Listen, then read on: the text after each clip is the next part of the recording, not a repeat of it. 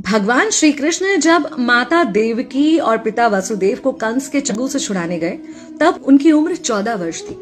उनकी माता ने उनसे पूछा कि बेटा तुम तो भगवान हो, तो तुम हमें पहले ही कंस के चंगुल से छुड़ा सकते थे, इतनी देर क्यों कर दी? तो कृष्ण जी ने कहा, माता क्या पिछले जन्म में आपने मुझे 14 वर्ष का वनवास नहीं दिया था? माता हैरान रह गई, बोली ये क्या कह रहे हैं आप?